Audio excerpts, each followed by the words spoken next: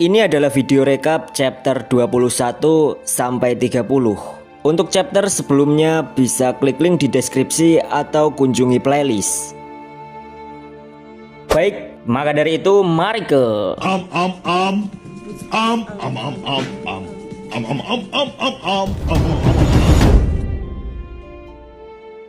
Ledakan dari serangan akar milik Ian mengguncang area sekitarnya. Sedang dari arah lebih dekat, serangan itu membabi buta menyerang Helen tanpa henti. Helen sendiri sampai kewalahan menerima serangan Ian. Di sana ia menggerutu jika harus mencoba membakar semua akar tersebut tidak akan ada habisnya. Helen juga menyadari bahwa serangan itu dapat membuatnya kalah jika terus berlanjut seperti itu. Tapi sebelum semua itu terjadi, Helen memutuskan untuk memperpendek jaraknya dengan Ian dan mencari cara untuk membuat Ian keluar dari es blok. Tapi bagaimana? Sebuah tanya keluar dari mulut Helen yang nampak mulai frustasi dengan situasi saat ini. Tak hanya frustasi, Helen juga heran kenapa Ian bisa bergerak di dalam es blok dan juga bisa menggunakan sihirnya. Saat masih memikirkan itu, tiba-tiba dari arah samping, Helen tak menyadari ada akar yang mengarah padanya. Kondisi itu sangat membuatnya terpojok dan tak bisa mengelak dari serangan tersebut. Ya! Teriaknya keras. Akar tersebut mengikat lehernya, membuatnya kekunci tanpa bisa bergerak sedikit pun. Sedang Ian melihat Helen yang sudah tertangkap, langsung mencairkan es blok miliknya. Sementara itu Helen sendiri tertawa getir dan mengatakan bahwa dia rasa rumor tentang Ian yang memiliki bakat sama seperti penyihir pertama ada benarnya. Lalu setelah mengatakan itu, Helen mengakui tentang kekalahannya, lalu meminta Ian untuk melepaskan akar yang mengikat tubuhnya. Akan tetapi Ian hanya menyeringai, tersenyum sinis sembari mengatakan jika dia tak mau melepaskannya. Karena baginya jika melepas saat ini akan menjadi mengecewakan karena berakhir dengan begitu cepat. Apa? Celetuk Helen pada Ian. Helen dengan terbata lalu menanyakan tentang apa lagi yang akan kau lakukan. Aku sudah mengakui kekalahanku. Mendengar itu tanpa mengatakan sepatah kata pun, Ian tiba-tiba mengangkat tangannya. Percikan petir keluar dari sana, suara gemuruh menggelegar di langit. Tunggu nak Ian. Pungkas Helen terbata-bata, keringat bercucuran menandakan dirinya ketakutan dengan sihir yang akan dikeluarkan oleh Ian. Tapi Ian tetap tak menghentikan sihirnya. Petir mulai menyambar-nyambar, Helen makin ketakutan dan panik tak karuan, dan memohon pada Ian supaya menghentikan serangannya. Akan tetapi Ian tetap melancarkan serangan full light beam. Di sana Helen hanya bisa pasrah melihat kilau petir tersebut. Semua orang menganga, tubuh mereka kaku tak percaya telah menyaksikan serangan mengerikan itu. Tapi mereka juga diliputi tanda tanya. Dari arah serangan, nampak akar-akar terbakar terkena sambaran petir, dan Helen masih hidup. Karena sambaran petir milik Ian ditujukan hanya untuk memberi ancaman padanya. Di sana Helen masih terbujur kaku, ketakutan, dan tak menyangka jika dirinya masih hidup. Tapi ia menyadari sesuatu, keberadaan Ian, yang langsung membuatnya ketakutan, memohon supaya Ian tak mendekat. Efek serangan Ian telah membuatnya trauma. Nona Helen, pungkas Ian memanggilnya. Ian melanjutkan dengan bertanya, apakah ada yang lain yang bisa kamu ajarkan kepadaku? Tanpa mengatakan apapun, Helen menunduk dan menggelengkan kepalanya. Melihat itu, Ian hanya tersenyum kecil karena rencananya telah berhasil dengan membuat Helen jera. Bagaimana tidak, tubuh Helen masih gemetar ketakutan dan kekalahan telaknya membuat harga dirinya dipermalukan. Helen tertunduk lesu, masih tak menyangka dengan apa yang telah terjadi. Sementara itu setelah Ian memastikan hal tersebut, lalu mengatakan ke Helen jika dia akan pergi, kemudian berpaling dan melepas akar di tubuh Helen. Lalu langkahnya menuju ke arah para penyihir yang sebelumnya menyaksikan duel mereka. Dan di sana Ian meminta tolong supaya mereka memberikan jalan untuknya lewat. Perkataan itu spontan membuat kerumunan terbelah tanpa ada yang menghalanginya. Beberapa hari kemudian, duel antara Helen dan Ian masih menjadi isu hangat. Terlihat sebuah langkah kaki seorang penyihir yang menemui pemilik menara.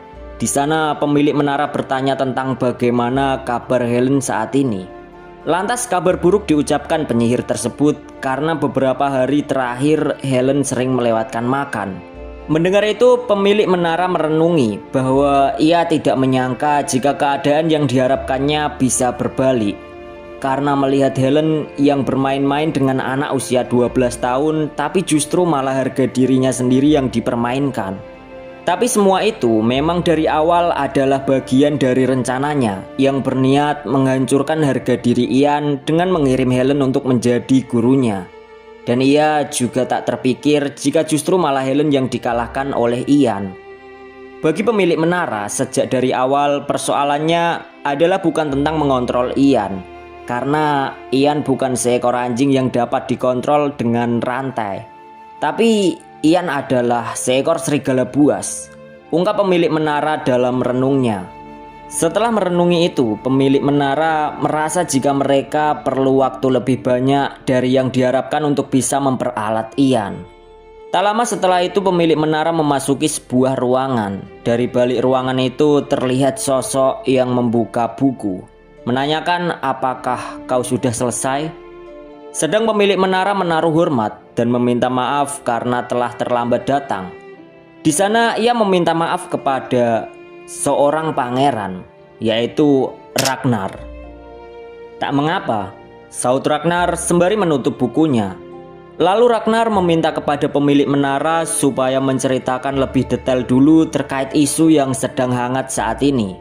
Ragnar kemudian tersenyum tipis sembari melanjutkan perkataannya tentang seorang penyihir itu, Ian Page. Panel berpindah di rumah Ian. Terlihat langkah kaki dari seorang Douglas. Nampaknya ia baru saja selesai bersiap berganti pakaian karena Douglas akan berangkat ke akademi bersama ayahnya. Setelah itu radio berpamitan kepada Ian untuk mengantar Douglas. Begitupun dengan Douglas yang juga ikut berpamitan. Singkatnya akhirnya mereka berangkat. Sedang Ian yang berada di tempat duduknya masih tak menyangka jika hari ini adalah hari pertama Douglas memasuki sekolah. Douglas adalah murid yang diterima di Akademi Alkemis Kerajaan karena mendapat langsung peringkat teratas sesaat setelah mendaftar. Dan itu menjadi bukti bahwa bakatnya memang luar biasa. Kemudian Ian memikirkan tentang kurikulum yang ada di Menara Ivory. Di sana Ian masih mengingat tentang semua kurikulum tersebut. Kemudian Ian menutup buku yang dibacanya dan mengatakan, jadi untuk saat ini ia merasa jika sudah tidak ada lagi yang harus dipelajari. Ian kemudian berpikir bahwa semenjak ia memutar waktu dan hidup kembali di usianya saat ini, sampai sekarang ia tak memiliki banyak waktu untuk istirahat. Tapi walaupun begitu, melihat Ragnar yang juga belum ada pergerakan, Ian memutuskan untuk tidak berdiam diri saja. Karena untuk mendapatkan kembali kekuatannya, tubuhnya harus terus bertumbuh lebih banyak. Dalam kemelut itu, Ian bertanya-tanya, tapi apakah aku bisa mendapatkannya jika aku istirahat seperti ini? Saat sedang merenungi itu, tiba-tiba dari arah pintu terdengar ketukan. Seorang pelayan memanggilnya, mengirim sebuah undangan dari istana kerajaan. Melihat undangan itu, Ian sedikit heran, karena seharusnya tidak ada acara di kerajaan. Saat memandang undangan tersebut, ia merasa familiar dengan segel yang ada di undangan itu. Segel yang berasal dari pangeran pertama, Hayden. Singkat cerita, pada malam harinya, Ian menuju ke tempat kediaman Pangeran Hayden yang ada di istana, memenuhi undangan pangeran pertama untuk menghadiri sebuah pesta. Sebelum memasuki istana tersebut, Ian memikirkan tentang undangan pesta itu, bahwa sebenarnya ada sebuah aturan tidak tertulis untuk tidak boleh mengundang penyihir yang lahir bukan dari kaum bangsawan. Dan karena itu di sana Ian meragukan tentang keputusan pangeran pertama, bahwa apakah ia benar-benar tahu apa yang ia lakukan ini. Karena bagi Ian, undangan pesta dari pangeran pertama bukan sesuatu yang biasa. Dalam ingatannya di kehidupan yang sebelumnya, Ian melihat pangeran pertama sebagai orang yang tidak pernah aktif dalam melakukan pertemuan dengan para bangsawan lainnya, apalagi mengadakan sebuah pesta. Oleh karena sifat pasif itu, akhirnya membuat pangeran pertama kehilangan kesempatan untuk terjun ke dunia politik kerajaan di waktu yang tepat, sehingga mengakibatkan seluruh bangsawan di kerajaan tidak peduli lagi kepadanya. Akan tetapi berbanding terbalik dengan pangeran kelima, Ragnar, yang menjadi sosok aktif dalam kehidupan sosialnya, yang mana ia selalu membentuk hubungan yang dibangun atas kepercayaan dengan para bangsawan lainnya, sehingga hasilnya Ragnar berhasil mencuri hampir seluruh kekuatan politik pangeran pertama. Setelah memikirkan itu, Ian menjadi semakin yakin jika dulu pangeran pertama cenderung mengabaikan saran-saran dari kaisar karena kemalasannya. Tapi untuk saat ini, hal apa yang membuat pangeran pertama Hayden bisa begitu aktif? Tapi di sisi lain, keaktifan pangeran Hayden ini juga menguntungkan dirinya. Akan tetapi untuk undangan pesta ini sebenarnya Ian tak pernah dapat kesempatan untuk hadir karena dia baru menghadiri untuk saat ini. Begitupun di kehidupan yang sebelumnya. Tak lama kemudian, Ian akhirnya menuju ke tempat jamuan, disambut pelayan dan memasuki ruangan tersebut. Ruang pesta yang begitu megah dengan berbagai kiloan perhiasannya. Di sana tamu undangan dari kalangan bangsawan juga telah memenuhi ruangan pesta tersebut. Tapi ekspresi mereka memperlihatkan keheranan ketika melihat Ian. Atas dasar itu, karena dirinya menjadi sorotan, Ian merasa tidak nyaman seperti perkiraannya. Tapi rasa itu seketika beralih karena seorang pelayan mengabarkan jika pangeran pertama akan segera tiba. Sontak semua orang tunduk memberi rasa hormat atas kehadiran dari pangeran pertama, Hayden. Di sana pangeran Hayden langsung menyambut tamu undangan yang telah hadir di acara pesta miliknya. Sebagai tuan rumah, Hayden juga akan menyampaikan sesuatu. Walaupun normalnya, biasanya acara pertama adalah pidato, tapi kali ini Pangeran Hayden hanya ingin memperkenalkan seseorang kepada tamu undangan yang merupakan para bangsawan itu.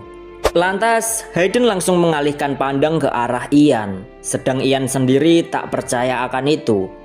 Sebuah perkenalan yang dimaksud adalah Pangeran Hayden memperkenalkan Ian kepada para bangsawan, yang mana Hayden mengatakan bahwa Ian adalah tamu spesial di acaranya karena Ian adalah penyihir kelas 4 termuda yang ada di Menara Ivory dalam sejarah.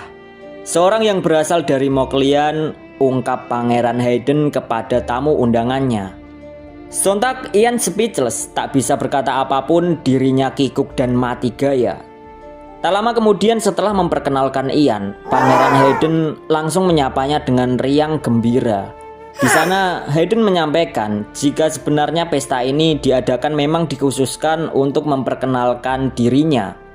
Mendengar itu, Ian menghela nafas bertanya-tanya apakah ini trik untuk menunjukkan kepada para bangsawan bahwa aku berdiri di sisi putra mahkota. Tapi ia sendiri memiliki keyakinan jika acara ini pasti adalah rencana kaisar, bukan rencana Pangeran Hayden sendiri. Setelah memikirkan itu, tiba-tiba Pangeran Hayden mengatakan bahwa ia mendengar rumor tentang sepak terjang Ian yang ada di menara beberapa hari yang lalu. Dan oleh sebab itu Hayden sangat bangga kepadanya karena setelah menginjakkan kaki di menara, dirinya langsung diangkat sebagai penyihir kelas 4. Di sana Hayden membayangkan bagaimana ekspresi terkejut wajah tua bangka pemilik menara yang sombong itu. Setelah mengatakan itu, Hayden mulai serius dan jujur pada Ian mengenai ketika dirinya pergi ke Moklian untuk menemuinya. Di sana Hayden bertanya-tanya mengapa ia harus melewati segalanya hanya untuk bocah ingusan. Pungkasnya pada Ian sembari mengingat saat pertama kali menemui Ian di Moklian. Tapi karena itu, Hayden menjadi tahu jika Ian ini memiliki bakat yang luar biasa sebagai seorang penyihir. Akan tetapi memang awalnya dia hanya menjalankan perintah dari ayahnya. Dan semenjak ia tahu tentang kepribadian Ian secara langsung, dia malah semakin bangga untuk membawa Ian ke kerajaan. Pungkas Hayden dengan senyum sumringahnya. Kemudian setelah itu Hayden tiba-tiba serius karena ia ingin memperkenalkan seseorang kepada Ian. Lalu menyuruh Ian untuk mengikuti arahannya. Sedang Ian sendiri bertanya-tanya dan memperlihatkan ekspresi tak biasa. Ternyata orang yang ingin Hayden kenalkan pada Ian adalah adik perempuannya, Harry. Harry lalu menyambut Ian dan memperkenalkan diri dengan nama Harry Green River. Lantas Harry juga menyampaikan bahwa ia sudah mengenal Ian karena akhir-akhir ini namanya sangat terkenal dan dibicarakan banyak orang, termasuk di wilayah kerajaan. Setelah itu Harry mengatakan jika saat ini ia hanya ingin menyapanya, tapi lain kali ia ingin mengundang Ian untuk makan siang dan membicarakan mengenai pencapaian yang ada di Moklian. Mendengar itu, Ian menanggapi jika dirinya hanya tahu tentang sihir dan monster-monster. Jadi, Ian takut hal itu akan membuat bosan Harry. Akan tetapi Harry sendiri tak mempermasalahkan mengenai itu, karena ia juga tertarik dengan hal-hal tersebut. Oleh sebab itu, Harry memang sudah meniatkan untuk bertukar pikir dengan Ian nantinya. Lalu setelah itu Harry berpamitan dan menyampaikan jika nanti ia akan menghubungi Ian lagi melalui surat. Lantas Harry pun pergi untuk menyambut bangsawan lainnya bersama Hayden. Melihat itu Ian sedikit heran dengan perangai Harry. Saat melihat Harry, dalam hati Ian katakan, "Tuan Putri Harry, ia benar-benar berbeda dengan apa yang kulihat waktu di makam suci." Sedangkan pangeran pertama terlihat gugup, tapi ia melakukan tanggung jawabnya sebagai tuan rumah acara ini dengan baik. Setelah memastikan semua itu baik-baik saja, Ian lalu berencana untuk pergi melihat-lihat area sekitar teras. Saat keluar dari pintu menuju teras, Ian mendapati keberadaan seseorang yang sedang menjaga acara pesta malam itu. Di sana Ian mendekat dan memastikan siapa orang tersebut. Nampaknya ia adalah Kapten Oliver. Melihat Ian, Oliver sendiri juga penasaran dengan kedatangannya. Lalu Ian secara spontan membuka percakapan dengan memuji pakaian formal yang dikenakan Oliver, bahwa dengan pakaian itu ia terlihat begitu gagah. Mendengar itu Oliver tersanjung dan mengalihkan dengan berkata bahwa itu hanya perintah dari pangeran. Lalu mereka berdua sama-sama canggung dan semakin canggung tanpa ada percakapan. Oliver lalu mencairkan suasana dengan berkata, "Aku sudah mendengar rumor-rumornya." Sedang Ian sedikit bingung dengan perkataan Oliver tentang rumor-rumor yang dimaksud. Saat melihat kebingungan Ian itu, Oliver lalu menegaskan tentang rumor yang beredar dan menanyakan kepada Ian secara langsung bahwa ia mendengar tentang Helen yang merupakan penyihir kelas atas Menara Ivory telah dikalahkan dengan telak oleh Ian. Di sana Ian sedikit heran karena pangeran pertama juga menanyakan hal serupa seperti yang dikatakan Oliver ini. Lalu Ian mengatakan pada Oliver bahwa rumor semacam itu ternyata bisa beredar, dan itu sangat menarik baginya karena ia pikir kebanyakan hal yang terjadi di Menara Ivory dijaga sebagai rahasia. Mendengar apa yang disampaikan oleh Ian, Oliver menghela nafas, mengatakan jika ia sangat kagum terhadap Ian. Karena untuk dirinya sendiri yang sudah di umur seperti ini, Oliver kemudian melanjutkan dengan berkata pada Ian bahwa di usianya saat ini, jika ia tak bisa berbuat banyak sebagai ksatria. Apalagi saat ini kerajaan Green River telah memilih penyihir yang memiliki kekuatan yang sangat tinggi. Sedangkan kesatria yang bisa dikatakan lebih lemah dianggap tidak lebih hanya sebuah pajangan atau lambang dekorasi kesombongan bagi kerajaan. Di sana Oliver juga menyampaikan rasa terkejutnya pada Ian karena Ian tak hanya merupakan penyihir kelas 4, bahkan dapat mengalahkan Helen dengan telak, yang mana Helen sendiri memiliki julukan sebagai Lady of Fire. Setelah menjabarkan itu, Oliver berujar bahwa ia kadang penasaran apakah umur Ian ini memang muda seperti itu. Mendengar perkataan Oliver, Ian langsung mengatakan bahwa dia hanya melebih-lebihkan saja. Kemudian setelah itu, Oliver mulai serius membahas topik saat ini mengenai pangeran pertama bahwa sejauh ini hanya Ian yang mampu membuat pangeran pertama percaya. Tak hanya itu, pangeran pertama juga sampai membuat acara pesta demi dirinya. Oleh sebab itu, ada sesuatu yang ingin disampaikan Oliver menyangkut sebuah kepastian. Kemudian sembari Oliver berlutut, ia berkata pada Ian, "Di sisi mana Anda akan berdiri? Tak peduli bagiku siapa Anda, atau bagaimana Anda bisa mendapatkan pencapaian setinggi itu di usia yang sangat muda. Karena apa yang menjadi kekhawatiranku adalah bahwa penyihir dari Menara Ivory menyatakan secara publik mendukung pangeran kelima. Jadi karena itu aku ingin memastikan sekarang, apa Anda akan memilih Menara Ivory?" Pungkas Oliver pada Ian. Mendengar penjelasan dan pertanyaan itu, Ian lantas menanggapi bahwa semua itu tak ada artinya dan ia tak bisa menjawab dengan baik di situasi seperti ini. Akan tetapi di sana, Oliver tetap ingin mendengar jawaban langsung dari Ian. Karena sebagai kesatria, dirinya saat ini bertugas sebagai pelayan pangeran pertama. Maka dari itu, dengan sorot tajam, Oliver mengulang dan memastikan pada Ian bahwa apakah Anda seorang kawan atau seorang musuh. Mendengar tentang itu, Ian merenung. Dalam hati ia membatin bahwa Oliver Haywood adalah kesatria yang selalu setia berdiri di samping pangeran pertama hingga akhir hayatnya. Lalu setelah merenungi itu, Ian kembali berkata pada Oliver bahwa sebenarnya ia masih belum yakin akan memberikan jawaban ini. Akan tetapi, aku tidak akan pernah memilih di sisi pangeran kelima.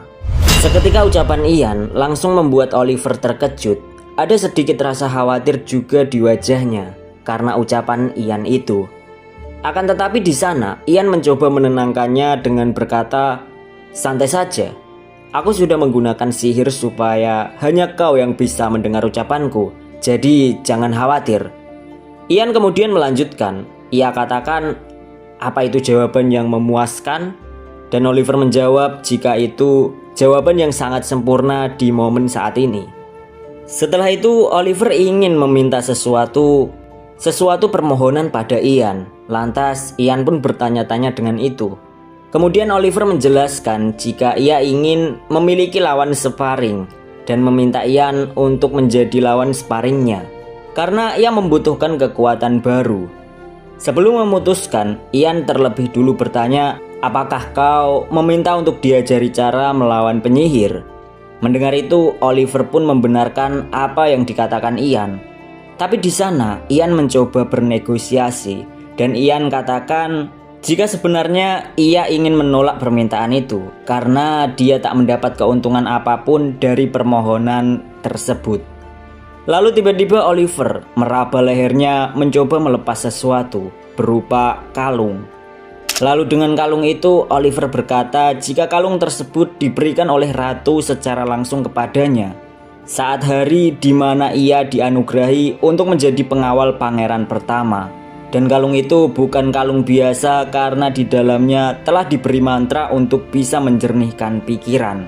Sontak melihat kalung itu, Ian sedikit terkejut karena kalung tersebut adalah salah satu dari harta keluarga kerajaan, yang mana Ian sendiri tak pernah bisa menemukannya di kehidupannya yang sebelumnya. Terlepas bahwa yang memiliki kalung terakhir ternyata dimiliki oleh ratu itu sendiri.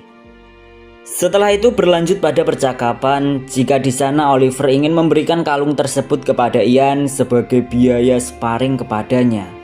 Di sisi lain, Oliver juga memiliki keyakinan bahwa kalung itu akan lebih berguna untuk seorang penyihir daripada kesatria seperti dirinya. Sedangkan sebelum menyetujui itu, Ian bertanya, bukankah itu khusus diberikan padamu secara langsung oleh ratu yang sebelumnya telah meninggal?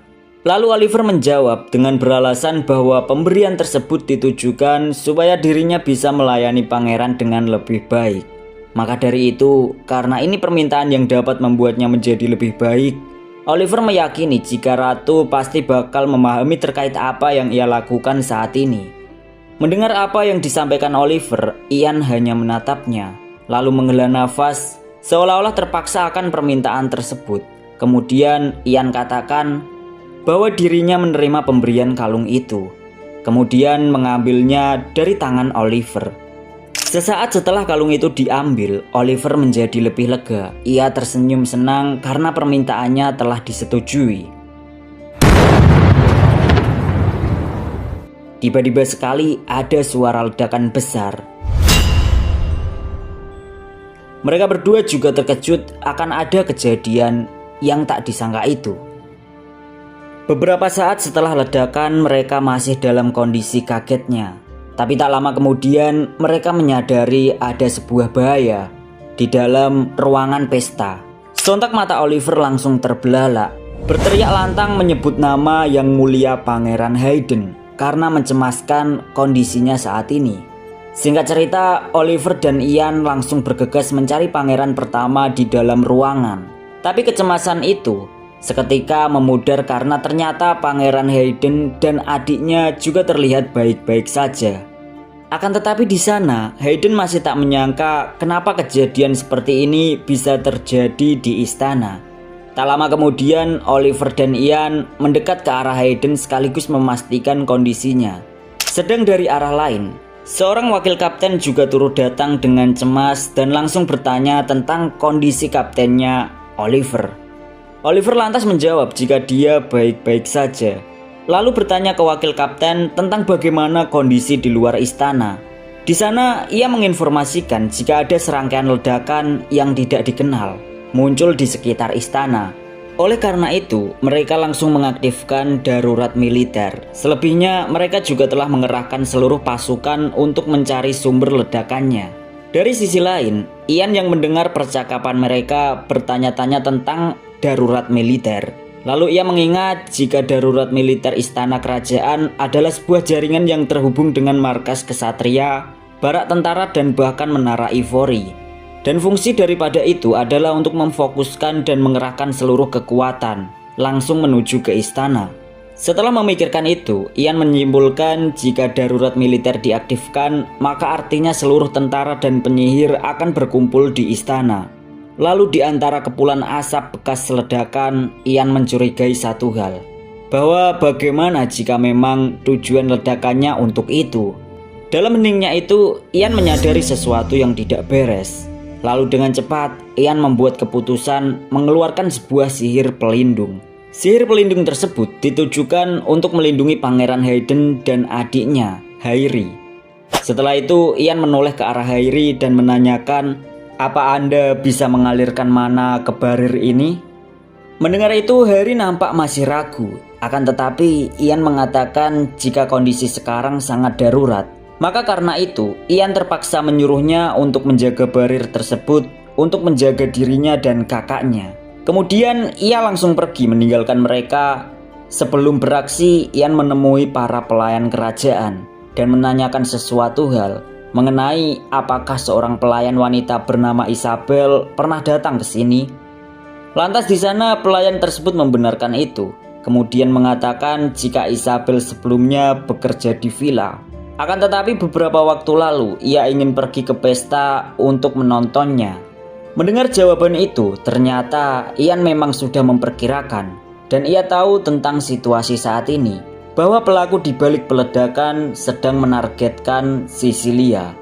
Alasannya sederhana, dengan membawa seluruh pasukan ke istana dengan ledakannya, mereka akan menginvasi menara Ivory karena pengawasannya sedang melemah. Tapi sebenarnya Ian sendiri tidak peduli dengan Sisilia. Akan tetapi ia ingin memastikan informasi tentangnya supaya tidak sampai bocor ke agen mata-mata lainnya. Singkat cerita, panel berpindah di antara lorong penjara bawah tanah milik menara Ivory. Dari sana terlihat sebuah langkah kaki seorang yang memakai jubah dan menemui Sisilia. Lantas di sana ia menyapa Sisilia dan tak menyangka jika Sisilia ternyata masih hidup. Dengan ekspresi heran, Sisilia bertanya tentang siapa dirinya. Lantas sembari membuka jubah, ia mengatakan jika dirinya adalah Daniel. Di sana Daniel mengungkapkan kekecewaan pada Sisilia karena ia menganggap Sisilia sebagai agen yang berbakat. Sontak melihat Daniel, Sisilia langsung berteriak ke Daniel supaya ia segera mengeluarkannya. Lantas dengan santai, Daniel mengatakan jika tentu dia akan mengeluarkannya Akan tetapi terlebih dulu ia ingin memastikan sesuatu dan memeriksanya.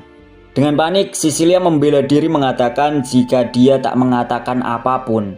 Karena dari awal Ian Page, bocah sialan, sudah mengetahui semuanya dari awal pertemuan mereka, yakni mengenai keberadaan mata-mata dan orang-orang yang ada di dalamnya. Mendengar itu, Daniel meragukan ucapan Cecilia, sedangkan Cecilia mencoba meyakinkan kembali jika ia bukan hanya mengetahui tentang agen mata-mata, tetapi lebih dari itu, Ian juga mengetahui tentang segel mana yang ada di belakang leher mereka. Lantas mendengar itu, Daniel mengatakan bahwa memang segel itu awalnya memang tak diketahui banyak agen mata-mata. Akan tetapi baru-baru ini atasan telah menginformasikan adanya segel tersebut setelah ia tertangkap. Daniel lalu menanyakan apa ada hal lain yang ingin disampaikan. Di sana Cecilia tak lagi memiliki informasi lain. Maka dari itu ia menyuruh Daniel untuk segera mengeluarkannya, karena memang tak ada hal lain lagi yang ingin disampaikan. Segera setelah tak ada informasi lain, Daniel hanya menghela nafas, lalu membukakan pintu penjara tersebut. Melihat pintu itu terbuka, ekspresi Cecilia menyiratkan kelegaan. Akan tetapi tiba-tiba mata Cecilia terbelalak tak percaya karena Daniel, rekan mata-matanya, telah menancapkan pisau padanya. Sebelum detik-detik kematian Cecilia, Daniel mengatakan padanya bahwa ketika kamu di penjara di Menara Ivory, isu tersebut menjadi sangat panas. Kami melakukan debat panjang tentang apa yang harus dilakukan. Lalu di sana sembari memandang Cecilia, Daniel melanjutkan dengan berkata, "Kau hanya seorang penyihir kelas 3. Jadi kami mempertimbangkan untuk menyelamatkanmu. Dan ini adalah keputusan kami." Setelah membunuh Cecilia, Daniel berkata, "Selamat mimpi indah. Maksudku, selamat tinggal." Pungkas Daniel sembari cengengesan. "Kau juga," bentaknya ke arah belakang. Sembari ia melemparkan belatinya. Belati itu mengarah tepat menggores pipi Ian. Dengan tenang, Ian hanya memandang, ekspresinya dingin tanpa mengatakan apapun. Sedang Daniel berteriak, "Siapa kau?" Tanpa mengatakan apapun, Ian melirik ke arah bawah, melihat Cecilia yang telah terbunuh. Di sana Ian mengatakan, "Jadi kau sudah membuang Cecilia. Baguslah. Berkat kau, kekhawatiran yang menggangguku sudah berkurang." Setelah mengatakan itu, Ian menyerang Daniel. Sihir es mulai menahan kakinya. Setelah menahan Daniel, Ian mengatakan, "Daniel, beruntung sekali bahwa aku bisa bertemu denganmu hari ini." Mendengar itu, Daniel sedikit terkejut karena namanya bisa diketahui. Sementara itu, Ian menatapnya dengan tajam, matanya penuh amarah. Lalu ia berkata, "Aku sangat beruntung bertemu denganmu lebih cepat, karena aku telah bersumpah untuk membunuhmu dengan tanganku sendiri." Tunggu, bukankah lebih baik untuk menangkapku hidup-hidup?" Pungkas Daniel mencoba bernegosiasi atas nyawanya. Tapi di sana Ian tak peduli dan mengatakan jika akhirnya ia dapat membalas dendam atas penderitaan teman-teman sekelasnya. Perkataan Ian itu membuat Daniel bingung karena ia merasa jika tak pernah membunuh teman sekelasnya. Ian yang mendengar itu membenarkan karena memang belum terjadi. Sebab masih ada waktu 10 tahun lagi hingga kejadian itu terjadi. Dan Ian telah berjanji atas dirinya sendiri akan membalaskan dendam ketika kembali.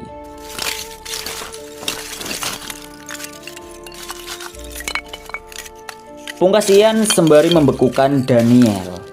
Lalu tangannya menggapai es yang telah membekukan Daniel itu. Ia berkata bahwa dirinya akan meletakkan segala sesuatu pada tempatnya.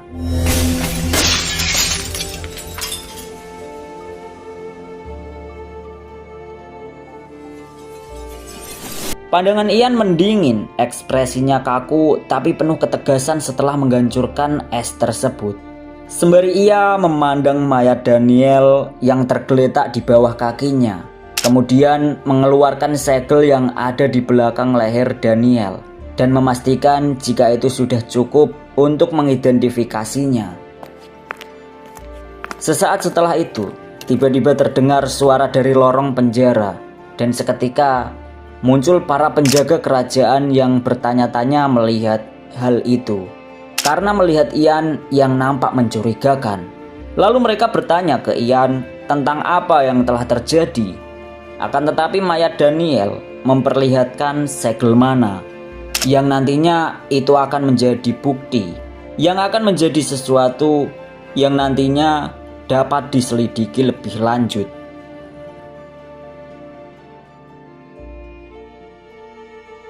Sudah ada 2 orang yang menghilang dari istana ini, mulai dari satu pelayan hingga juru tulis kerajaan.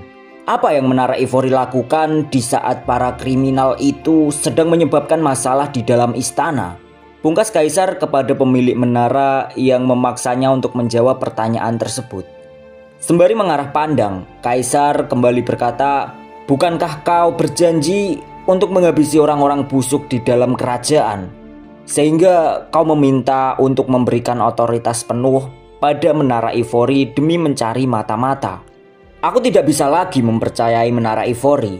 Dengan demikian, aku akan menarik apapun dan semua yang berkaitan dengan otoritas Menara Ivory," ujar Kaisar dengan sangat marah. Lalu sembari melihat pemilik menara, Kaisar melanjutkan dengan berkata, "Mulai sekarang, pemilik menara harus membukakan informasi kepada para kesatria dan prajurit, apapun dari hasil penemuan mereka hingga sekarang. Apa kau mengerti?" Mendengar itu, pemilik menara menanggapi, "Baik, saya akan melakukan sesuai perintahmu yang mulia."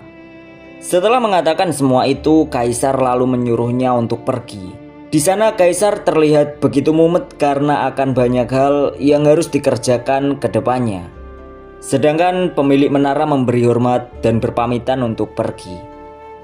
Lalu setelah itu pengawal istana memberi pemberitahuan kepada Ian supaya maju menghadap Kaisar dan memberi penghormatan. Langkah kaki Ian mulai menuju ke sana.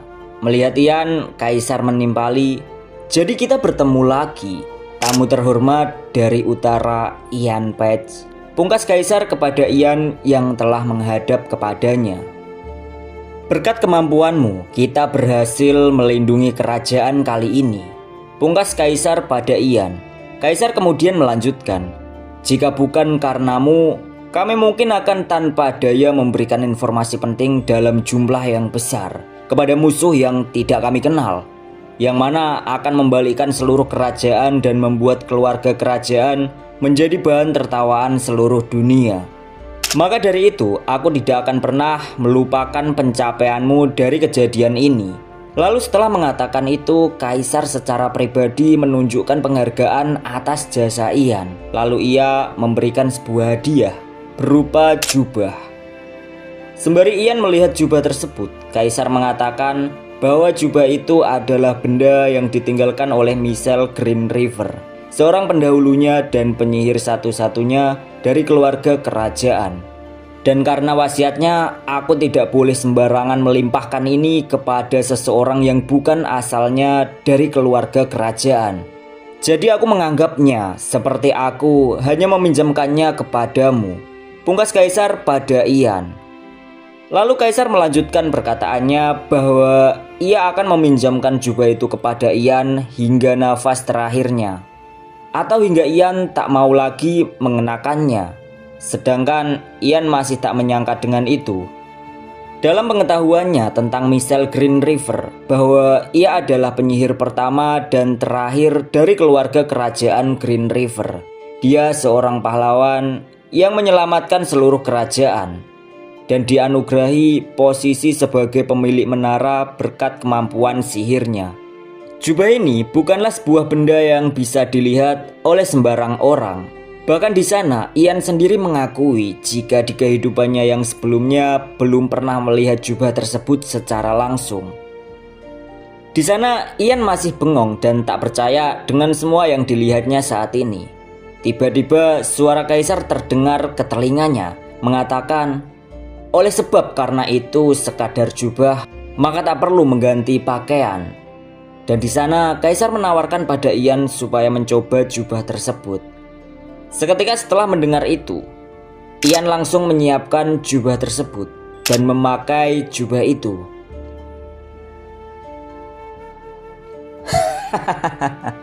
Kelihatannya masih kebesaran padamu. Aku masih penasaran kapan akan muat pada tubuhmu. Celetuk kaisar ketika melihat Ian memakai jubah tersebut. Sementara itu Ian menyadari jika jubah tersebut diselimuti oleh mantra sihir yang melekat. Lantas karena itu ada keinginan darinya untuk membuat jubah tersebut muat pada tubuhnya menggunakan sebuah sihir. Benar saja ketika mencobanya, jubah itu mulai mengecil dan mengikuti besar tubuhnya sehingga menjadi muat dikenakan oleh Ian. Perasaan heran muncul di antara para bangsawan yang telah menyaksikan adegan yang dilakukan oleh Ian. Sedangkan berbeda dengan kaisar yang langsung memujinya, mengatakan jika itu sangat cocok, apalagi warna birunya yang terlihat begitu serasi. Mendengar apa yang dikatakan kaisar, Ian langsung memberi penghormatan karena sanjungan itu dan berterima kasih atas kebaikan yang telah diberikan oleh kaisar kepadanya. Singkat cerita, panel berpindah di luar istana kerajaan. Di halaman istana kerajaan, Ian didatangi oleh Putri Hairi yang datang untuk menyapanya. Setelah itu dengan agak canggung, Putri Hairi ingin menyampaikan sesuatu terkait pertemuan mereka sebelumnya pada acara pesta. Belum selesai Hairi mengatakannya, Ian dengan sigap langsung mengatakan jika ia meminta maaf karena sebelumnya bertingkah tidak sopan. Tapi Hairi bukan mempermasalahkan itu. Bukan itu yang... Kata-kata Hairi terhenti karena Ian langsung menenangkannya dengan berkata, tenang saja Tuan Putri, apa yang kau khawatirkan tidak akan terjadi. Perkataan Ian itu langsung membuat Hairi tersenyum karena ia juga tak menduga jika Ian sudah tahu tentang niatnya. Dari arah lain, langkah kaki mendekat ke mereka sembari berkata, sebuah pencapaian yang memukau. Suara yang terdengar di telinga itu langsung membuat Ian terkejut dengan ekspresi tegang. Tapi Ian belum berbalik melihat sosoknya. Sedang sosok tersebut melanjutkan perkataannya, dari pencapaianmu Tuan Ian. Berkatmu keselamatan seluruh kerajaan dan keluarga kerajaan telah terjaga. Diikuti Ian dan Putri Hairi yang langsung memandang ke sosok itu. Tak sampai sana sosok tersebut juga berujar, dan seperti yang disampaikan oleh Yang Mulia kepadamu, pencapaianmu dalam kejadian itu tidak tertandingi. Oh, mohon maaf atas keterlambatan perkenalanku. Anda mungkin sudah tahu siapa diriku, tapi aku ingin secara resmi memperkenalkan diriku kepadamu. Ungkapnya kepada Ian yang masih tak menyangka dengan kedatangan sosok itu. Lalu sosok itu memperkenalkan diri, aku adalah Ragnar Greenriver, anak kelima Yang Mulia Raja.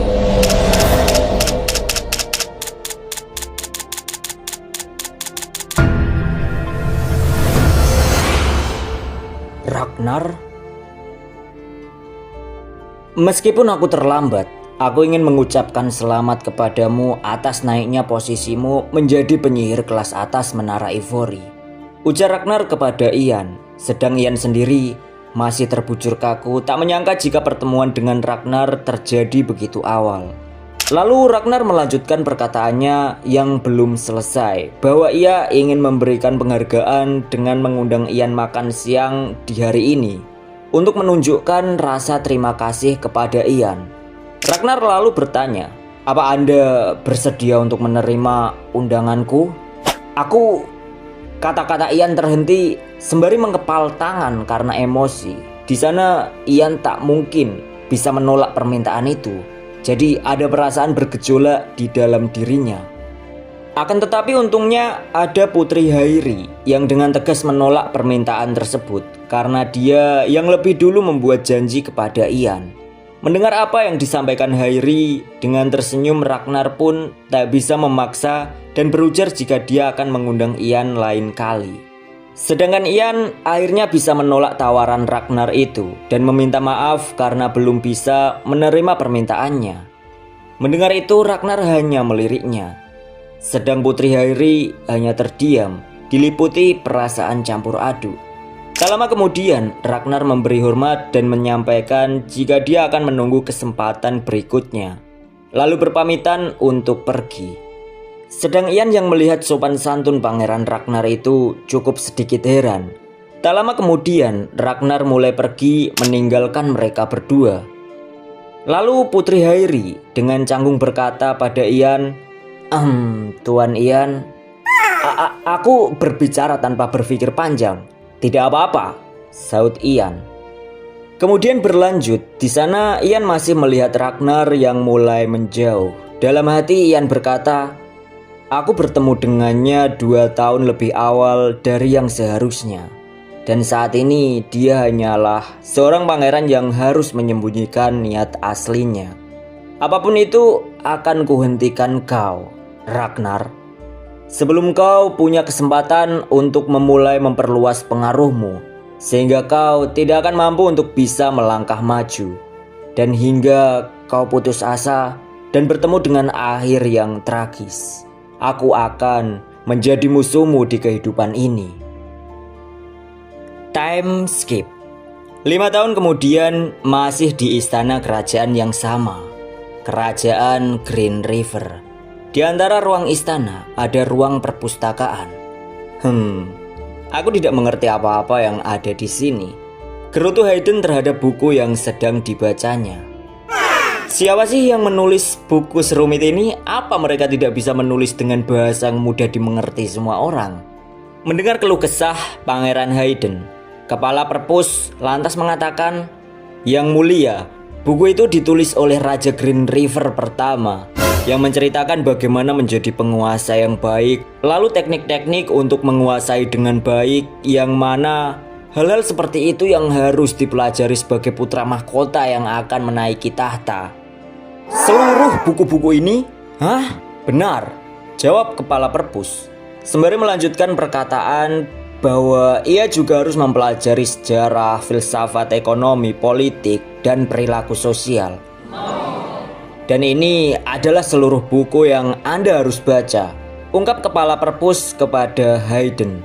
"Wah, aku menyerah. Ini bukan hariku untuk membaca, Tuan," teriak Hayden pada Kepala Perpus. Yang mulia," ujar Kepala Perpus dengan pasrah. Karena jika pangerannya ini tak membaca, ia akan dihukum oleh raja.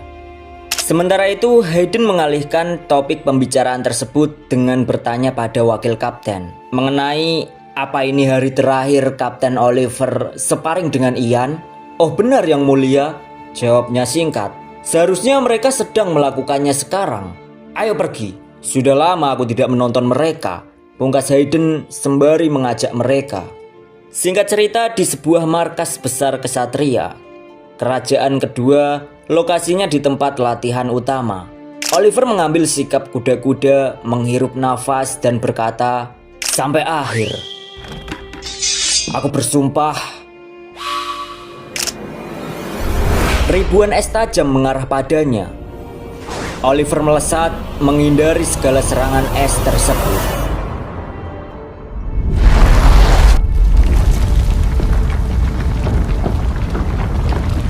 Melihat itu, Oliver tak gentar.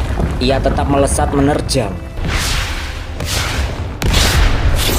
Serangan Oliver tak mengenai. Di sana, Oliver terus waspada, bersiap dengan serangan berikutnya. Bola api mengarah padanya. Bola api yang begitu besar, begitu mengerikan. Oliver terbelalak, tapi matanya masih penuh tekad. Lalu ia mengangkat pedangnya. Aku bisa menggapainya. Setidaknya kali ini si penyihir itu. Oliver menyerang penuh tekad dan serangan itu akhirnya mengenai. Tapi sebuah tangan menyentuh tubuhnya dan mengatakan pada Oliver, "Kerja bagus." Di sana Oliver masih ragu, masih tak percaya dengan kenyataan saat ini. Tapi ia menyadari dan berkata, "Kelihatannya saya masih tidak bisa untuk menggores Anda sedikit pun hingga akhir sparring ini, Tuan Ian." Mendengar itu, Ian menanggapi, "Jika Anda mengatakan ingin menggoresku dengan mengincar jantungku, kalau begitu di saat nanti Anda berhasil menyentuhku, aku pasti akan mati." Setelah itu Oliver mengatakan terima kasihnya karena telah membimbing. Sedang Ian menimpali, itu hanya harga untuk kalungnya. Oliver lalu menjawab, "Aku menerima nilai yang lebih banyak dari kalung itu." Di sana Ian membenarkan karena memang perkembangan Oliver sangat pesat dibanding 5 tahun yang lalu. Bahkan hanya dengan pedang baja Oliver mampu menembus serangan Pyroblast. Lalu setelah itu, Oliver meminta izin untuk bertanya. Di sana Oliver lalu menanyakan pada Ian tentang seberapa kuat Anda sekarang ini. Ian lalu menjawab jika mungkin itu tak sesuai harapan, karena saat ini dirinya hanya berada di tingkat penyihir kelas 5. Saat mengatakan itu, Ian mengingat kehidupan yang sebelumnya, bahwa dulu dia mencapai kelas 5 saat usianya 26 tahun. Dan normalnya itu bisa dianggap cepat. Dan waktu usia 26 itu ia menunggu untuk naik ke kelas 6. Namun kali ini di usianya yang baru 17 tahun, Ian menyadari jika pertumbuhan dasar tubuh dan hati mana miliknya tidak dapat dipercepat. Oleh sebab itu batasannya saat ini hanya sampai di penyihir kelas 5. Tapi di sana ia akan mencari cara supaya tubuhnya dapat tumbuh dengan cepat supaya bisa meningkatkan kelasnya lebih tinggi. Wow, seperti yang diharapkan dari penyihir terhebat di seluruh kerajaan. Sebuah pujian yang langsung membuat mereka berdua menghentikan percakapannya, karena yang mulia telah datang. Di sana Pangeran Hayden lantas mengatakan jika kedatangannya hanya ingin menonton sparring yang terakhir. Oleh sebab itu ia menghadirinya. Lalu Hayden mengajak mereka untuk sarapan bersama. Tapi di sana Ian dengan sopan menolak tawaran itu karena hari ini adalah pendidikan terakhirnya di Menara Ivory. Jadi ia harus pergi menemui pemilik menara sebab akan diberi anugerah sebuah tanggung jawab besar sebagai penyihir. Begitu ya. Mau bagaimana lagi? Baiklah, silakan. Kita akan makan-makan saja lain kali. Pungkas Hayden yang memberi izin itu pada Ian. Lalu dengan segera Ian memberi hormat dan izin berpamitan.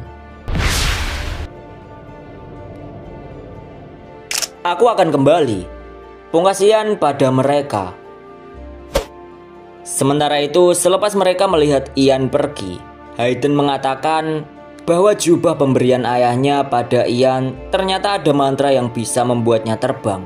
Dan di sana Hayden mengungkapkan kecemburuan itu karena baginya itu keren. Setelah itu Hayden tiba-tiba serius. Di sana ia memanggil Kapten Oliver. Lantas ia bertanya, "Dari yang kulihat, kamu terlihat seimbang dengan Tuan Ian. Bagaimana?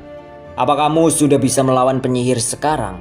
Di sana Oliver tak langsung menjawab. Tapi di sana ia memberitahu bahwa ada 2 jawaban yang bisa diberikan. Pertama, dirinya tidak bisa menggores Ian sama sekali karena jarak kekuatan antar dirinya dan Ian terus menjauh. Akan tetapi jika melawan penyihir lain, pungkas Oliver sembari memandang Pangeran Hayden. Lalu Oliver tersenyum ringan dan berkata, "Aku sanggup melawannya." Panel berada di Menara Ivory. Seseorang memasuki ruangan menara tersebut. Ia adalah Ian, yang nampaknya telah sampai di Menara Ivory dan menghadap ke pemilik menara.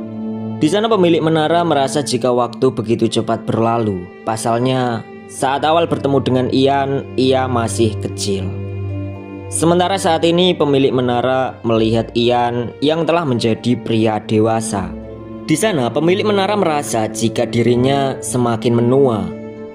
Sedang Ian yang tahu umur pemilik menara mengatakan bahwa ia akan panjang umur, setidaknya beberapa dekade lagi. Lalu setelah berbasa-basi itu, pemilik menara sedikit terkejut dan memuji Ian. "Luar biasa, aku hanya bisa memujimu. Kamu benar-benar menjadi berkah untuk seluruh kerajaan dan menara Ivory. Pantas saja semua anak muda ingin sekali bertemu denganmu," ungkap pemilik menara ketika membaca kertas berisi laporan tentang sepak terjang Ian. Atas sanjungan itu, Ian hanya mengatakan, "Anda terlalu memujiku." "Baiklah kalau begitu, kita akan melihatnya nanti," ungkap pemilik menara menanggapinya. Kemudian mereka membahas topik utama bahwa hari ini adalah hari terakhir Ian berada di akademi. Adapun jika Ian adalah murid normal di akademi, saat ini mungkin Ian sudah dikirim ke daerah terdekat. Tapi karena Ian murid spesial, maka Ian harus menghabiskan waktunya untuk berada di samping pemilik menara. Lalu di sana pemilik menara mengatakan, "Apakah kamu merasa terbebani dengan keputusan itu?" Sedang Ian menjawab jika itu adalah suatu kehormatan, jadi dia bersedia untuk itu. Pemilik menara lantas berterima kasih karena kesediaan Ian untuk ikut bersamanya. Setelah itu pemilik menara mengambil sesuatu dan mengatakan jika ia ingin mengucapkan selamat kepada Ian atas pencapaiannya menjadi penyihir resmi.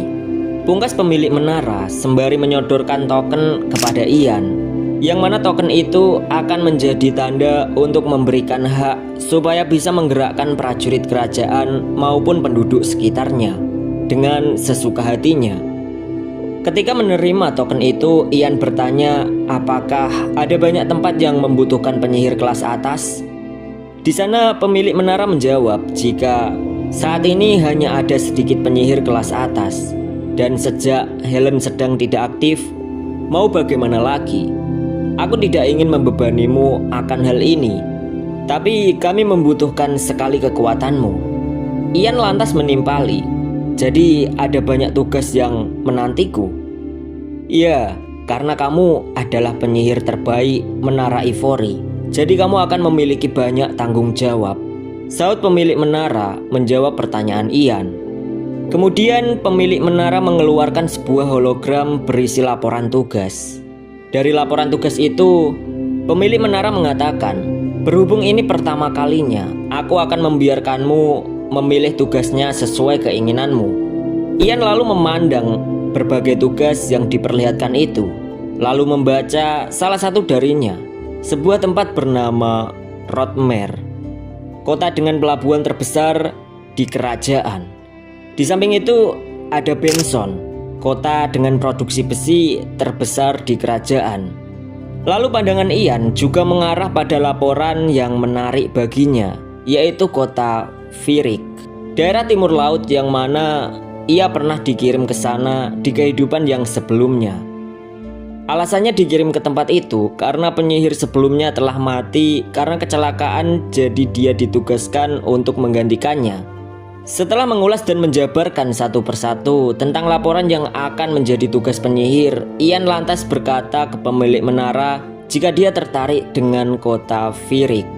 Mendengar itu, pemilik menara merasa jika itu pilihan yang tepat karena kota tersebut adalah tempat yang paling membutuhkan bantuan saat ini. Lantas pemilik menara juga menjabarkan bahwa menara sebenarnya sudah mengirim penyihir kelas 3 dan sejumlah prajurit.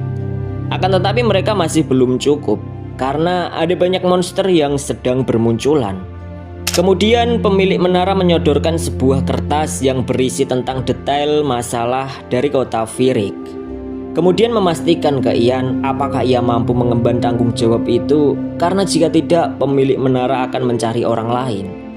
Lantas Ian langsung memberi jawaban bahwa ia mampu dan akan menerima tugas tersebut menuju ke kota Virik. Singkat cerita, sore hari telah tiba. Tempat berpindah di rumah kediaman Ian. "Kamu akan pergi ke Virik pada tugasmu yang pertama. Itu adalah tempat yang terkenal dengan penuh monster," pungkas Douglas dengan panik. "Ian, bukankah itu tempat yang berbahaya?" saut ibu Ian yang mencemaskan kabar tersebut. Lalu dengan santai Ian menanggapi dan menenangkan ibunya jika tempat itu tak berbahaya dan ia hanya ditugaskan sementara. Setelah beberapa bulan di tempat tersebut, Ibu Ian lalu memastikan jika kamu pergi minggu depan, rumah ini akan menjadi sangat kosong dengan kepergianmu. Ian lalu berjanji pada ibunya jika dia akan menyelesaikan tugas tersebut dengan cepat supaya bisa kembali ke rumah lebih awal. Sementara dari meja lain, Douglas berteriak girang dan mengatakan, "Kapten, apa kamu bisa memeriksa eliksir yang aku buat di laboratorium sebelum kamu pergi? Aku telah membuat sesuatu yang lumayan bagus, jadi seharusnya bisa membantu dalam misimu." "Douglas, kamu ini sudah dewasa sekarang. Bukankah seharusnya kamu mengganti sebutanmu untuk Ian?" tegur ayahnya secara langsung. Dengan cemas, Douglas bertanya, "Memangnya ada yang salah dengan sebutan kapten?" Bagaimana kalau..." Kata-kata Douglas terhenti. Di sana, Ian juga nampak menunggu jawaban sembari meneguk air minum. Douglas lalu berkata kembali, "Bagaimana kalau kakak?" Sontak Ian langsung menyemburkan air yang baru saja ia minum. Sedang radio nampak tak menduga, adapun Ian dan ibunya juga mati kata. Setelah itu, Douglas hanya tersenyum tipis melihat seisi ruangan yang tiba-tiba canggung. Kemudian dia pun memanggil Ian dengan sebutan kakak. "Apa kau Douglas yang sama yang pernah ku kenal di kehidupanku yang sebelumnya?" pungkas Ian dalam hatinya. Sedang ibunya semakin menimpali Ian dengan mengatakan, "Senang rasanya melihatmu jadi punya adik kecil yang menggemaskan." "Nona Pets, apa maksudmu?" pungkas radio dengan sangat salting. Melihat radio, Ian menimpali, "Mengapa kau yang malah jadi malu dan salah tingkah begitu?" Kemudian ayah dan anak itu saling mengejek dan sedikit berkelahi ringan. Melihat itu, ibu Ian hanya tertawa ringan. Mengamati itu, Ian merasa jika ibunya sedang bahagia dengan tingkah laku ayah dan anak tersebut. Sementara itu, Ian sendiri merasakan ada kehangatan di rumahnya. Ia merasa jika momen seperti itu baginya tidak terlalu buruk. Lalu dengan masih agak bercanda, Ian berkata ke Douglas, "Kamu tidak boleh memanggilku kakak." Singkat cerita, seminggu kemudian, Ian nampaknya telah siap untuk melakukan perjalanan ke kota Virik. Di sana, radio dan beberapa pelayan juga turut hadir mengantar kepergiannya.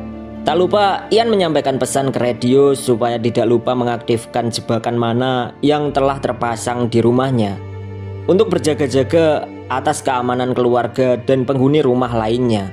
Setelah menyampaikan itu, Douglas tiba-tiba memanggil Ian. Di sana, Douglas memberikan sebuah eliksir ciptaannya. Eliksir itu sama persis seperti yang dibuat oleh radio. Tapi di sana, Douglas lebih percaya diri. Lalu ia berbisik pada Ian bahwa eliksir ciptaannya mungkin efeknya akan jauh lebih baik dari bikinan ayahnya sendiri. Mendengar itu, Ian lantas tersenyum tipis dan berterima kasih atas pemberian Douglas. Dalam hati, Ian berkata, masih ada 3 tahun sebelum Douglas lulus dari Akademi Alkemis Kerajaan. Tapi bakatnya sudah diakui dan posisinya sebagai alkemis kerajaan sudah dijaga. Sedangkan sedikit lelucon, radio menggetok kepala Douglas yang sok-sokan merasa hebat dari dirinya. Sementara itu, diam-diam Ian meyakini jika memang eliksir yang dibuat Douglas efeknya akan jauh lebih efektif.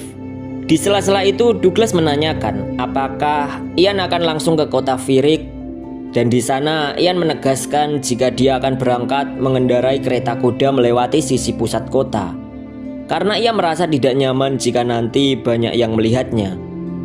Beberapa saat kemudian, ibu Ian datang dengan tergesa-gesa membawa sebuah bekal makanan. Di sana ibunya langsung memberikan bekal tersebut dan mengingatkan Ian supaya memakannya, karena di dalam bekal itu ada persediaan untuk beberapa hari ke depannya. Dengan penuh kehangatan, ibunya juga menyampaikan jika dia sudah memasak makanan favorit anaknya itu. Melihat kehangatan dari ibunya itu, Ian sedikit terkejut. Dalam hidupnya, di kehidupannya yang sebelumnya, ia tak pernah merasakan kehangatan itu. Apalagi saat ini, ibunya juga langsung memberikan pelukan. Awalnya, Ian canggung dengan perhatian yang diberikan ibunya itu. Di sana ia masih tak percaya dengan hal tersebut, hingga beberapa saat kemudian akhirnya Ian membalas pelukan ibunya dengan kembali memeluknya. Setelah itu, dengan wajah yang masih bahagia, Ian berjanji pada ibunya akan kembali dengan cepat. Lalu Ian berpamitan pada semua orang untuk melakukan perjalanan. Kereta kuda pun mulai berangkat meninggalkan keluarganya. Sementara itu di dalam kereta ada secercah kegelisahan pada diri Ian. Namun ia memaksa dirinya untuk memiliki keyakinan di mana ibunya akan aman bahkan ketika ia di luar jangkauannya. Dalam heningnya itu, Ian juga meyakini bahwa sebuah istana yang dilindungi oleh keluarga kerajaan memiliki keamanan umum tingkat atas kota. Di samping itu, Ian juga telah memasang alat jebakan yang dimana hanya bisa diaktifkan oleh ibunya, Radio dan Douglas, yaitu sebuah mana trap atau jebakan mana. Akan tetapi walaupun alat tersebut terpasang dan seharusnya faktor resiko telah berkurang, nampaknya Ian masih merasa sedikit gelisah. Tapi mau bagaimana lagi, akhirnya ia mencoba untuk pasrah atas usahanya itu. Dan saat ini membayangkan seperti apa kota Ferik. Apakah sudah 25 tahun? Batinnya menebak-nebak tentang kota tersebut. Diikuti kereta kuda yang terus melaju menuju ke kota itu.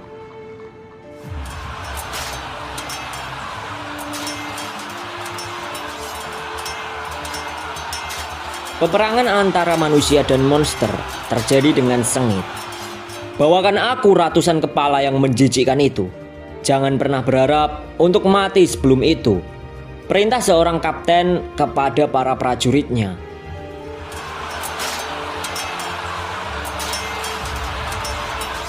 Di sela-sela pertarungan sengit, seorang bawahan melapor bahwa suplai batalion bagian belakang telah hancur diserang oleh para monster saat sedang menyeberangi gunung. Laporan tersebut langsung membuat si kapten terkejut karena mereka sedang berada di posisi terpojok dan tak menguntungkan. Sial, mengapa para bajingan ini yang seharusnya berada di depan malah menyerang bagian belakang suplai? Sembari mengatakan itu, si kapten juga memberi perintah untuk penyihir batalion 2 dan 3 supaya melindungi benteng. Sedangkan untuk batalion pertama harus mengikutinya. Di sana rencana kapten adalah untuk menghabisi para monster yang ada di belakang. Lalu mereka segera berangkat. Di antara penyerangan itu ada kegelisahan yang dirasakan kapten, bahwa walaupun para monster memang bodoh, akan tetapi batalion yang dia bawa saat ini tak memiliki cukup pengalaman dalam perang. Di posisi sekarang ini ia cukup pasrah dengan keadaan.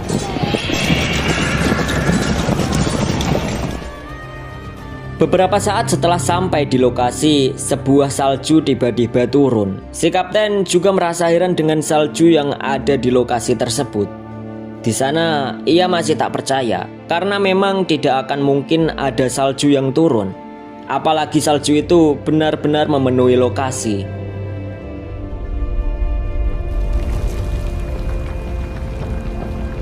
Si kapten dan semua prajuritnya mendadak berhenti kaku dengan serangan es yang tiba-tiba muncul, membekukan para monster yang ada di sana tanpa terkecuali. Sedang si kapten masih bertanya-tanya tentang apa yang sedang terjadi. Di sana ia keluh masih tak yakin dengan apa yang baru saja ia lihat.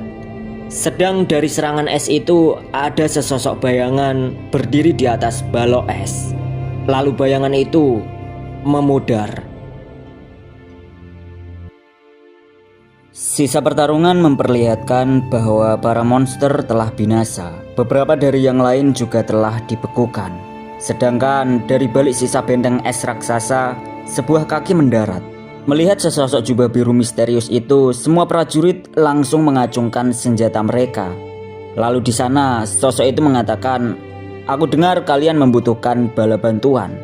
Kalimat itu membuat kapten pasukan terkejut. Beberapa saat kemudian, sosok berjubah itu memperkenalkan diri kepada para pasukan jika ia adalah Ian Page, penyihir kelas atas yang diutus oleh Menara Ivory. Mendengar nama Ian Page, kapten pasukan merasa familiar akan itu. Di sana juga terlihat jika ia nampak ragu. Lalu ia memastikan dan bertanya pada Ian, "Apa kau bangsawan dari Moklian Utara?" Tuan Ian Page itu. "Aku tidak menyangka anak muda sepertimu datang untuk membantu kami. Aku sudah banyak mendengar pencapaianmu dalam membasmi pasukan goblin di gunung-gunung Moklian saat masih muda. Sebuah kehormatan untuk akhirnya bisa bertemu dengan Anda, pungkas Kapten sembari menyodorkan tangannya. Lalu Ian menyambut tangan tersebut dan mengatakan jika dia juga merasa terhormat bisa bertemu dengan Lord Kalian Pirik, seorang petarung terhebat dari timur. Kemudian sembari masih berjabat tangan, Kapten Kalian meminta Ian untuk meluangkan waktunya karena ia ingin membicarakan sesuatu bersama Ian. Singkat cerita, beberapa saat kemudian di benteng pertahanan Istana Virik, Kapten Kalian mengatakan pada Ian bahwa ia sangat tidak menduga jika pasukan monster datang dengan jumlah yang begitu besar. Adapun kondisi saat ini juga cukup menegangkan karena di samping jumlah monster yang semakin banyak, mereka juga sangat bersikeras untuk terus menyerang. Di sana Kapten Kalian menduga jika ada masalah di dataran utama, sehingga semua itu bisa terjadi.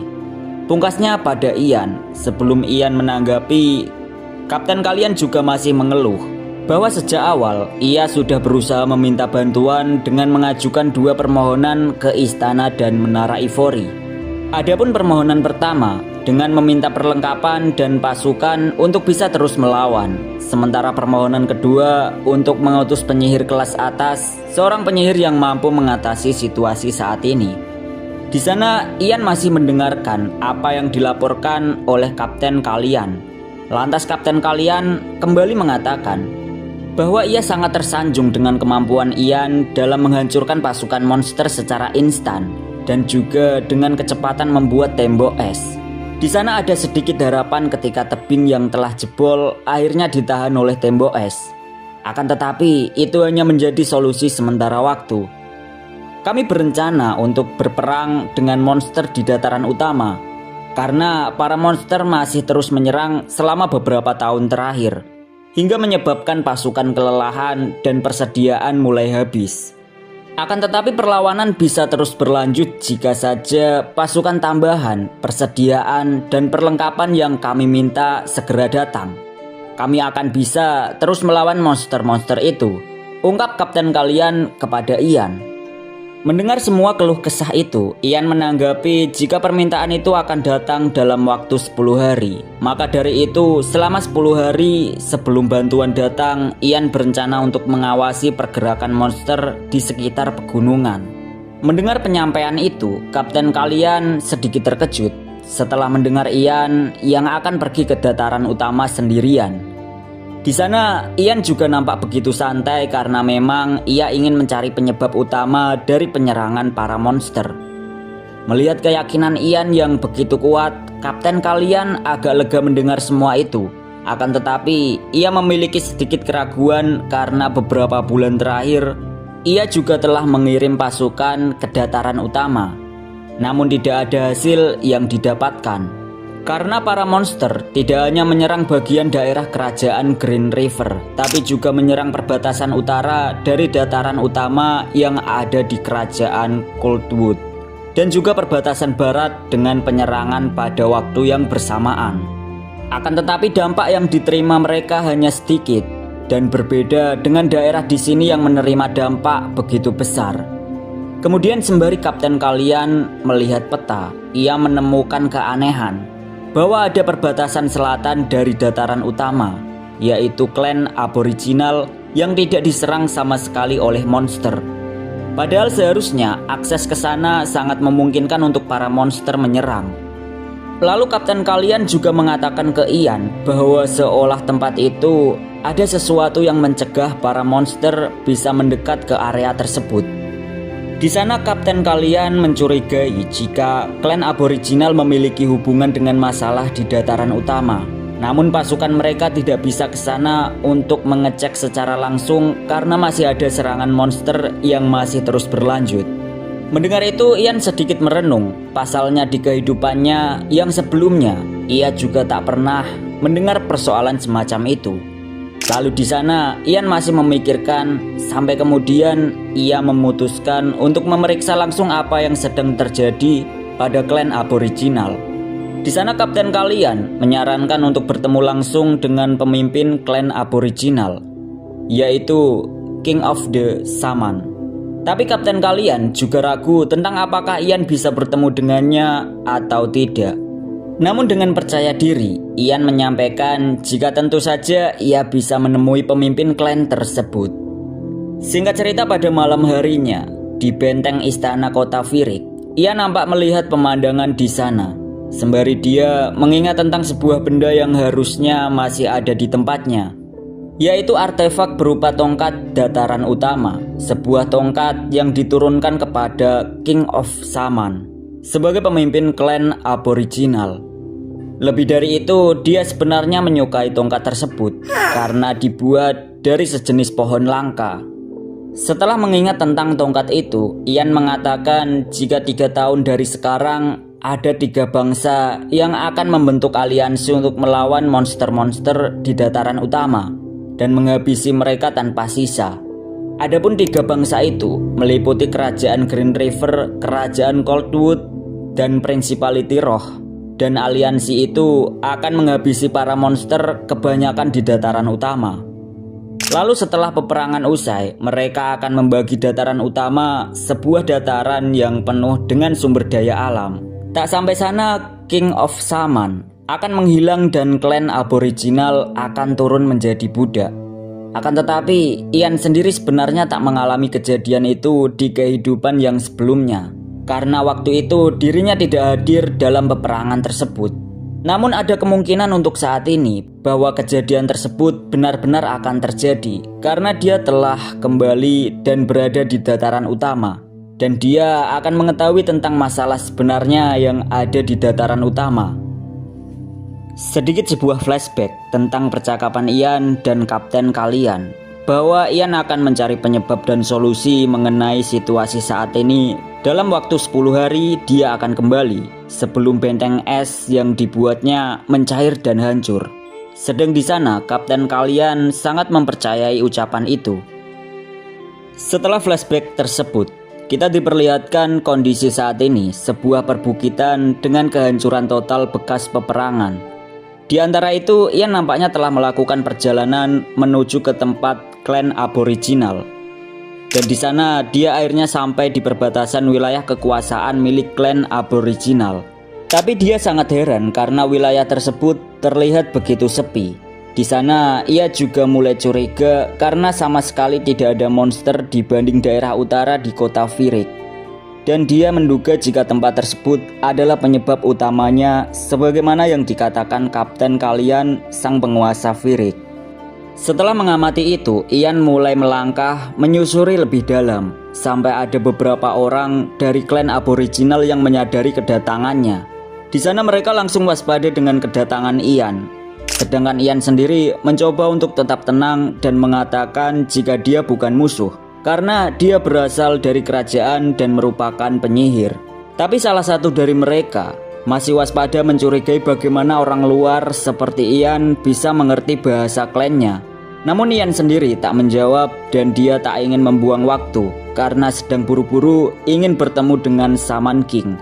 Mendengar pernyataan Ian, mereka hanya terdiam dan sedikit penasaran dengan tujuannya. Karena bagi mereka, Shaman King bukan orang sembarangan. Dia adalah seorang penyihir puncak di klan aboriginal.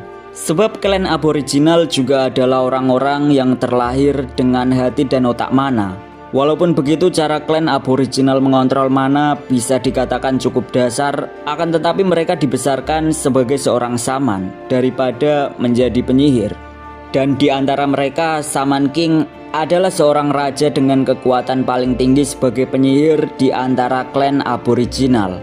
Lalu berlanjut, yang mana Ian membicarakan topik utama mengenai monster-monster di daerah selatan saat ini. Namun belum selesai dia berbicara, ujung tombak sudah mengarah ke lehernya. Salah satu dari mereka marah pada Ian karena menurutnya Ian begitu angkuh karena berani bertingkah ingin bertemu pemimpin mereka. Di sana mereka juga mengancam Ian akan menjadikannya tumbal jika masih omong kosong ingin bertemu dengan pemimpinnya. Sedang Ian yang merasa dirinya telah diremehkan langsung berubah ekspresi ke mode serius. Di sana dia mengatakan jika gertakan dan ancaman itu sama sekali tak berpengaruh padanya. Pernyataan itu langsung menyulut salah satu dari mereka dan langsung menyerang Ian.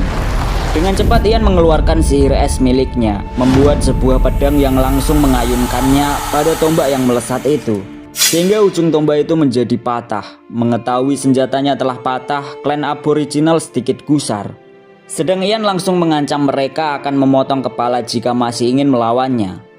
Beberapa saat kemudian langkah kaki seseorang terdengar mendekat karena keributan yang terjadi. Sontak semuanya langsung menoleh ke sumber suara dan terlihat seorang pak tua membawa tongkat sihir bersama dengan dua pengawalnya. Melihat pak tua itu, Ian langsung menanyakan apa dia adalah Shaman King. Dan pak tua tersebut membenarkan jika dia memang Shaman King sebagaimana orang-orang menyebutnya. Setelah Ian mengetahui itu, dia sedikit heran karena tak perlu banyak usaha untuk bertemu dengan Shaman King. Karena Shaman King sendiri yang datang menemuinya. Lalu setelah itu, Ian langsung membahas topik utama mengenai monster dari dataran utama yang menginvasi perbatasan 3 negara. Akan tetapi tidak ada satupun monster di wilayah selatan, tepatnya di wilayah klan Aboriginal. Dan oleh karena itu, Ian menanyakan kenapa tidak ada monster yang menginvasi wilayah selatan dan hanya menginvasi wilayah utara. Si botak Shaman King dengan polos menjawab jika itu hal biasa dan ia tidak tahu penyebabnya. Lantas dengan sedikit greget, Ian mengatakan jika itu kebohongan. Mendengar pernyataan itu, si botak Shaman King langsung berekspresi kaku dan tegang. Sementara Ian menegaskan padanya bahwa dirinya tak bisa dibohongi karena dari awal ia menggunakan sihir pendeteksi untuk membaca setiap ucapan dan gerakan. Lalu Ian juga menegaskan pada si botak Shaman King supaya mengucapkan yang sebenarnya terjadi. Pernyataan Ian spontan langsung menyulut pengawal Shaman King. Mereka tak terima karena menurut mereka Ian sangat arogan. Namun Shaman King sendiri menghentikan pergerakan pengawalnya. Lalu si botak Shaman King pertama-tama memuji Ian karena baginya sihir pendeteksi kebohongan sangat luar biasa dan baru pertama kali dia melihatnya. Atas pujian itu, Ian langsung berkata jika memang benar sihir pendeteksi memang sangat ampuh. Jadi dia menegaskan ke Shaman King bahwa tidak ada gunanya jika dia berbohong. Setelah mendengar itu, Shaman King lalu mulai jujur.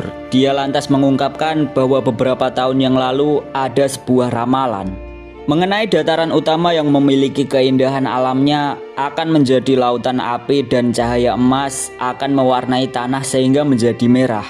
Sedangkan klan Aboriginal yang hidup di tanah ini selama ribuan tahun akan terpisah dan menjadi budak. Mendengar sedikit penggalan ramalan itu, Ian terkejut karena sesuai dengan apa yang dipikirkannya. Kemudian Shaman King melanjutkan bahwa klan Aboriginal tidak bisa melakukan apapun jika perang benar-benar akan terjadi, karena mereka akan dihancurkan. Oleh sebab itu, mereka tidak bisa hanya berdiam diri dan berharap ramalannya tidak akan terjadi. Hingga suatu hari, ada seorang wanita misterius menemui klan mereka. Wanita itu memberikan sihir pada tongkatnya, lalu membagikan kekuatannya pada klan mereka. Setelah itu wanita tersebut menghilang. Mendengar itu, Ian sedikit bertanya-tanya tentang wanita yang dimaksud Shaman King. Sedangkan Shaman King kembali melanjutkan dengan memukul tongkatnya ke tanah bahwa wanita itu juga mengatakan apabila ada orang luar datang ke tempat mereka, maka tidak boleh dibiarkan pergi hidup-hidup. Perkataan Shaman King itu dibarengi dengan api yang berkobar di sekeliling Ian. Shaman King juga mengeluarkan mayat-mayat hidup. Dari mayat hidup itu, Shaman King meminta maaf dan mengatakan akan membunuh Ian di sini. Menyaksikan itu, Ian menebak apakah itu sihir hitam. Pungkasnya melempar tanya, lalu dia mengingat jika seharusnya sihir hitam tersebut sudah punah 300 tahun yang lalu sejak adanya pelarangan. Tapi dia sendiri juga tak menyangka bila masa depan telah kehilangan jalurnya. Adapun terkait pelepasan sihir oleh Shaman King, Ian merasa jika dirinya telah diremehkan dan menganggapnya sebagai musuh yang enteng. Maka dari itu dia tanpa ragu akan melawan balik dan menegaskan jika dia juga akan mengambil tongkat milik si botak Shaman King. Mendengar itu, si Shaman mengatakan, "Coba saja jika kau pikir bisa." Lalu setelah itu, Ian mengangkat tangannya, cahaya biru dari mana miliknya mulai memancar, semakin pekat dan semakin tak terhentikan. Ian lantas juga berkata, "Apa yang baru saja kau katakan?" kau tak akan bisa menariknya.